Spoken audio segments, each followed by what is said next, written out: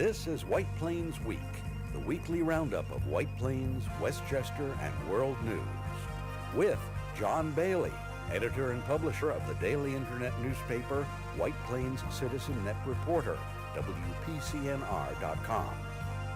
Jim Beneroff, editor and publisher of SuburbanStreet.com and WhitePlains.com. White Plains Week, what's happening, who are the newsmakers, what's in store for the future. The views and opinions expressed on this program are solely those of the participants. White Plains Week is presented on Optimum Cable Channel 76, Verizon Fios Channel 45, and on the internet at whiteplainsweek.com, youtube.com, and wpcommunitymedia.org. Now, White Plains Week. Good evening, Mr. and Ms. White Plains, Westchester, and the world. This is John Bailey, the Old Citizen Net Reporter, and let's go right away to the White Plains Week video newsreel March of Time for January the 20th, and that is the big news in Westchester County this week. The Public Service Commission yesterday, in a press release from Con Ed, has approved the Con Edison price increases in their delivery charge. And you can see the rate changes there and how much money they're going to be making for both electricity and gas. The gas rate change is more. And let's take a look at how much more it will be, roughly figured out. Next slide, please. At my current electric bill there, and the current electric bill had me paying $78.07 for the delivery charge. Now it will go up 64.64 cents to 13.64 cents per kilowatt hour. That means my $78, which I paid last month, will go to $81.50. That's $3.50 a month, maybe $42 more a year. But of course, if you use more kilowatt hours than I do, then it's going to be more. Now, gas, you really get hit hard. That is the average annual delivery charge for a person using 1,000 therms and annual usage, and it's $83. That was the rate in 2018.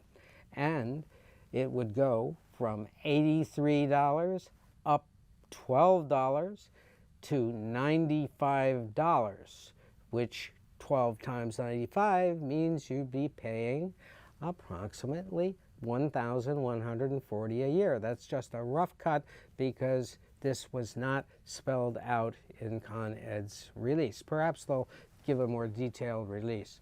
Now, the other intriguing thing that happened this week was I interviewed the head of Save the Sound on People to Be Heard this week, and we learned a lot about the sewage problem in Westchester County and New York State. And in the next slide, you will see the Ms. Brown on the right on our People to Be Heard show, which you can see anytime on WPCommunitymedia.org, the White Plains television station. Now, on that show, Ms. Brown showed the sewage collection failures around the country. Next slide, please. There it is. There's just 4 locations that she showed pictures of, and that's a sewer overflowing, mainly because of rainwater. And this has been a problem in Westchester for a number of years. And then she also showed the sewage overflows right there. Those are reported overflows from 2010 to 2015.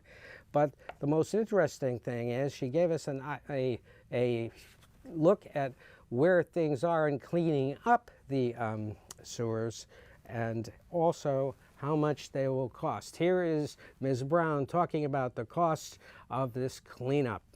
So the estimated need statewide, New York State is very far behind in our wastewater infrastructure. Estimated need. I think at this point we're at $72 billion over 20 years. 72 billion. $72 billion? Boy, So our friend, $5 the county billion is not a lot. executive, didn't tell us that, did he? Well, in Good Westchester County, it's estimated $275 million in repairs are needed for water infrastructure in Westchester County alone. Oh, wow. So I'm really totally amazed that this has big been dollars. under the radar. yeah, it's big dollars. So having this money available is really great. And you know, one of the keys to accessing the available billions of dollars at the state level in grants is you have to do the inspections of your systems. You have to be willing to get out there and say, we have a need, we've documented the need, and now we're going for the grants. Because not every community is doing this assessment work. So you can't go for the money if you can't say, we've done the assessments. Very good. That was Tracy Brown giving you the scoop of the year, the budget scoop of the year, because the state needs $72 billion from somewhere to fix or help the communities across the state and all the counties fix their leaky sewers. It's been going on too long, but I don't know how you get 72 billion. Do you? I think we're going to wait a long time, which we can't really afford to do. Now, this week we had the last presidential debate. Let's have the next slide. There they are, folks, and that's how they've appeared Wednesday evening. I watched this entire debate, and I felt that the Democratic candidates had to come together better than they did. They had to present somewhat of a united front, but because they are all out for each other, and they couldn't do that. So we now are 9 months away from the election, I believe, and the Democrats have no platform. They just don't.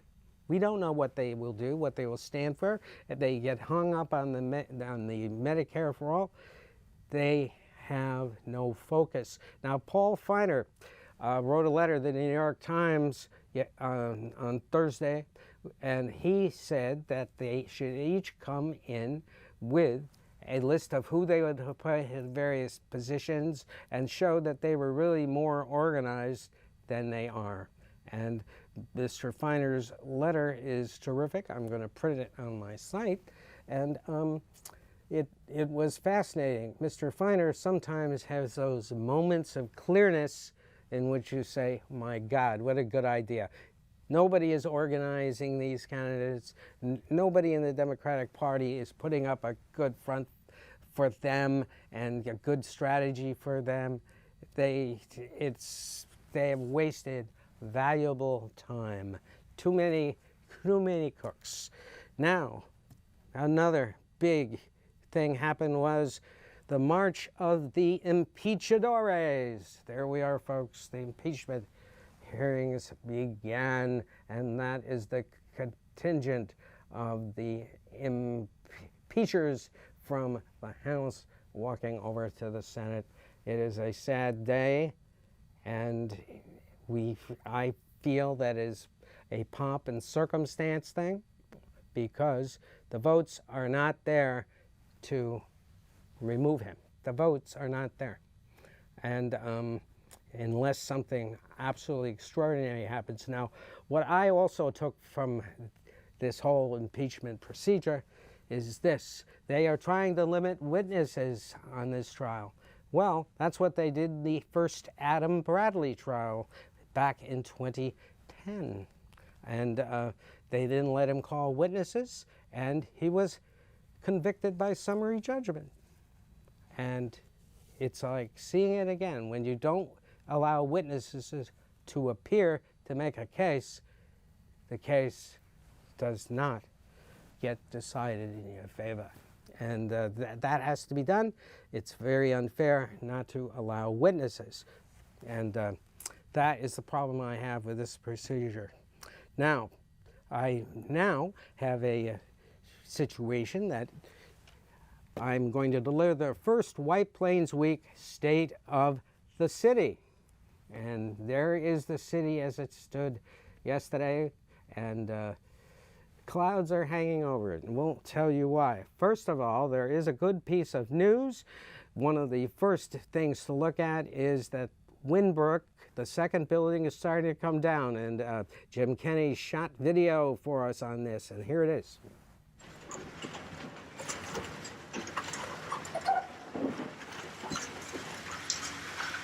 Making, folks. Yes, that big, oh man, eating that building up. And we're very happy to see this going. Maybe they will get this down and then up in, but I do not know exactly how long it's going to take. Well, let's say maybe 2 years, maybe a little less, but they need to get that. Those people waited too long for building 2. And this started back in 2007. Now, let's take a look at the overall picture of the state of the city around town. The continuum on 55 Bank Street is now up to floor 13. I shot that yesterday afternoon. However, it is the Westchester County Business Journal reported this week that the continuum management and the constructor has been sued by White Plains Honda, which is right next door. You can see the little sign there, which claims they have built a structure unauthorized underneath their property to help support the foundation. And then on the lower left, the complex at Post and Mamaroneck is proceeding. That's the way it looked this week. And so they're starting to pour that foundation, or getting close to it. But then on the right-hand side, we have the pathetic site of the former White Plains Pavilion area, where nothing is happening. And that is awaits financing, and maybe they will get started in 2 years. My friend over at the Westchester County Business Journal believes that they might start it after they complete their project at Post and Mamaroneck. And on the next slide, we continue our fast-moving state of the city around the town. The Esplanade, remember the Esplanade? There has been no action on this building since 2016. It is empty, nobody's living there, and at least the scaffolding is away from the front, but there is, the people I spoke to there said there is nothing going on. Then the lower left, the White Plains Mall, nothing is happening until the Department of the Department of Motor Vehicles finds a new home. Could Governor Cuomo tell them to move someplace? He is the governor, okay? We need your help there. Get that DMV running. And back to the slide for one more time. Nope, Nick. We're back to the previous. Thanks. Now, going up on the right, we have the train station. The train station spending $93 million, and it's still being makeovered. And this week they are putting in a new platform, and it'll be done between 10 p.m. and into the wee hours of the morning. But truly, I do not believe they haven't done enough with that station. And everybody knows I wanted a huge convention hotel built over it, with the train stopping underneath, making it competitive with New York City convention business. But nobody listens to the Citizen-Net reporter at their peril. Now, more is happening. There is buildings that are not being done, and I have a list there of these buildings where nothing is really happening. Could we go back again to that slide? Right now, Grid Properties is still stalled out there on right near the Scarsdale border. The eminent domain Post Road mystery continues. We don't know what's happening with that, and we have not heard from the owners.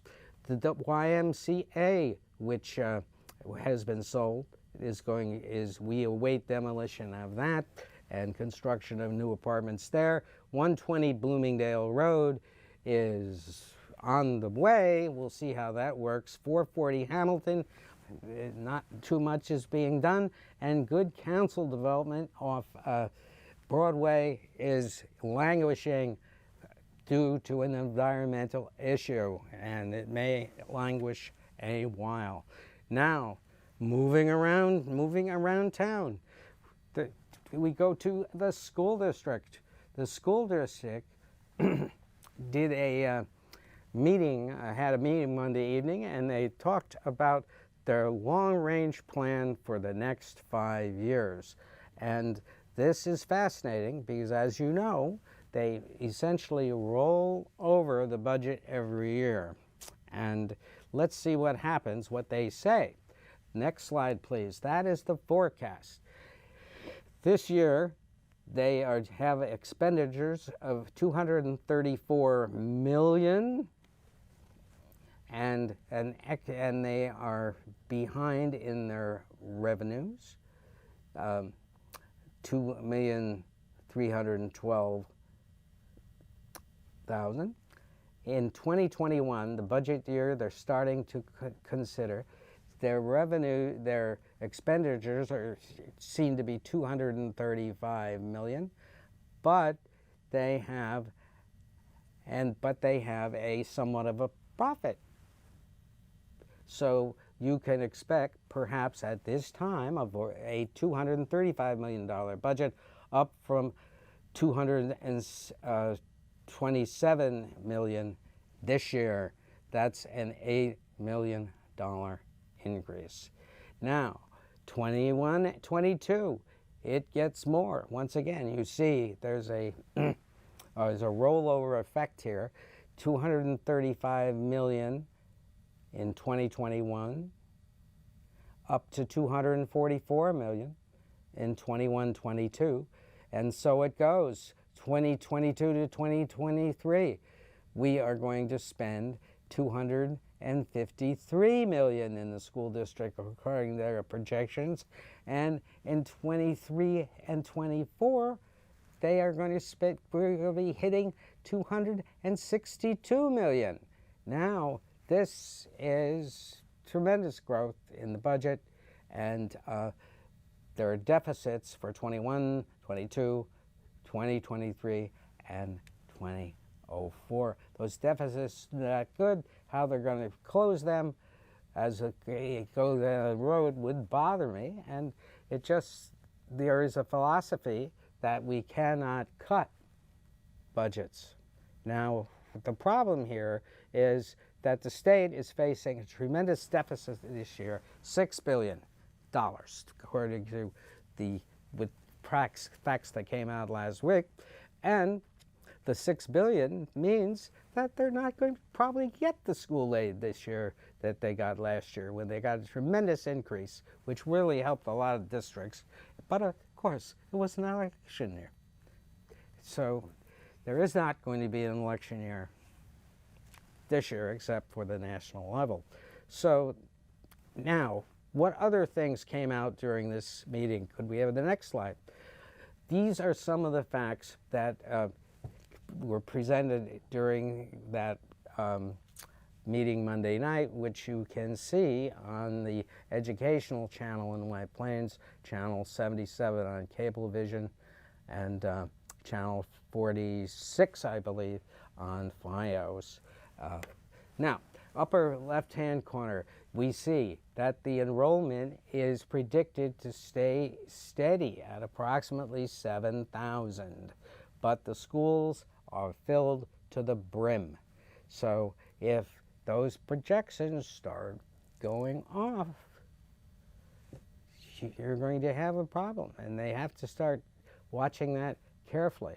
Now, on the upper right, you are seeing that they are figuring that the cap the tax cap is going to go up, which allows them to tax more.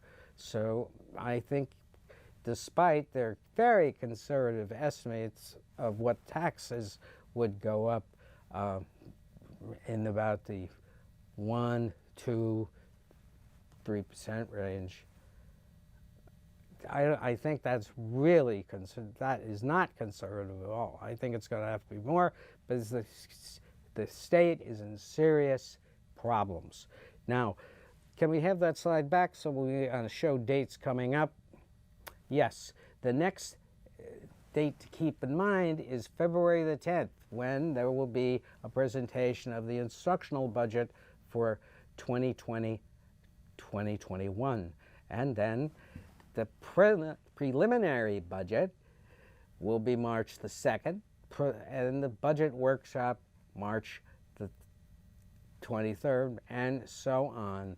And they've also changed the website dramatically on the board on the White Plains City School District, and I suggest you go and try navigating it and finding where everything is. It takes a while, and it's chock full of information, and you can see the entire presentation of the long-range forecast and all their priorities, personnel I want to add on the educational website, which, rather than take my word for it in my dire attitude, but you know, we're 40, what do we want? I mean, but anyway, but I just tell you these things because whenever I am negative about the school budget, or any budget for that matter, it is because I worry, as anyone who is spending more than they take in has to be.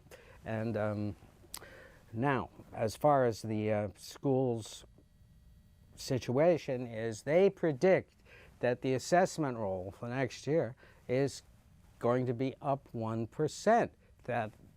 That would be very nice, because it wasn't last year. And it's very optimistic, because these buildings that we spoke about earlier that are not getting built, when they come on stream and actually will start paying taxes, it's a way out there. And this is not going to help the assessments. Not only that, but the White Plains home prices are basically pretty stable. They're not going up substantially, and the only thing that is keeping the median price up is, of course, the higher end sales, which gives you a false impression of prosperity. It's very tough selling a house for the price you want it these days, and you have to allow a lot of time before you make the move, and or put the house on sale, because you may not get that price. That is one of the things that we have to keep in mind in White Plains.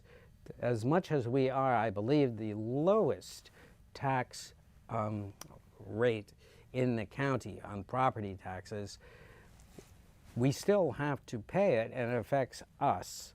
And so far the city has kept the line, holding the line on their budgets very nicely. I criticize the city a lot, but on the other hand, we're only trying to help. And their budgets are probably the soundest in the state. Certainly a lot better than the state budget.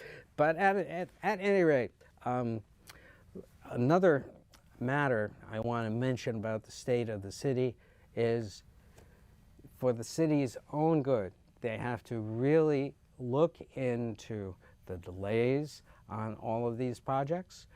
They should make it clearer that they're not going to accept this anymore, and that they should call them all in on the carpet and get the information from them as to what's holding things up, and get the new designs supposedly, and they need to know what is going on. They just can't accept excuses, because this is putting us behind the building booms in New Rochelle, which are going to be a real test.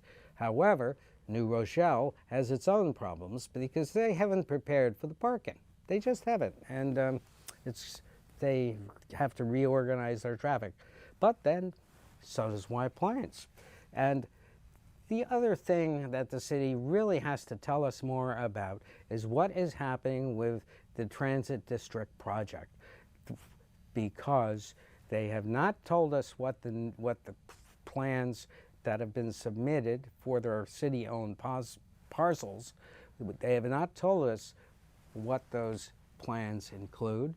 They have not said who, and they have hardly been upfront about what they really want there. The assumption is apartments.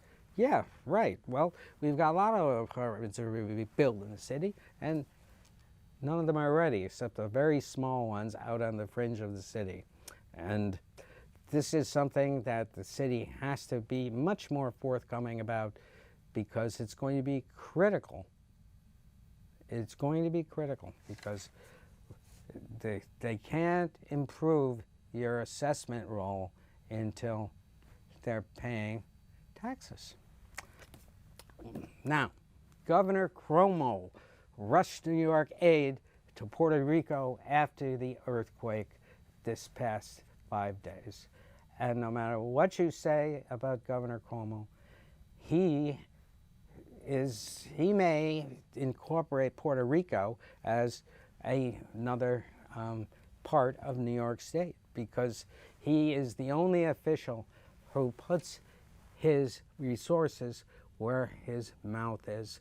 The federal government has woefully neglected Puerto Rico, woefully. It hasn't even been mentioned by the administration in Washington. And, you know, if I were president, I'd be down there looking. I'd be really pounding people to get them down there, to pounding FEMA to help out. It's the right thing to do. And that's one thing that this administration that we're living with now, and probably for some time to come, doesn't do. They don't look at things of whether it's the right thing to do or the wrong thing to do. They just do what they want. They're not paying attention for the good of the people. They really aren't. And now, coming up on Monday, it's Dr. Martin Luther King Day, and we remember his tragic loss and assassination and how much different things would be. And it will be really different in White Plains because Auxiliary Bishop Jacob Stooks, long a revered leader in the White Plains city clergy, passed away last week. And his stature, his elegance, and his caring was always there. That is what a man of God does. He will be missed. This is John Bailey saying good night for White Plains Week. This has been White Plains Week, news and commentary about White Plains, Westchester, and the world. The views and opinions expressed on this program were solely those of the participants. White Plains Week, produced by White Plains Citizen Net Reporter and presented on Optimum Cable Channel 76 and Verizon Fios Channel 45.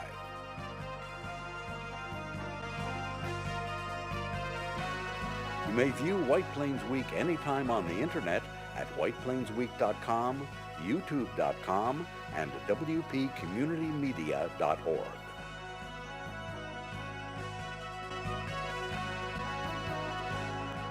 For White Plains Week, this is Peter Katz speaking.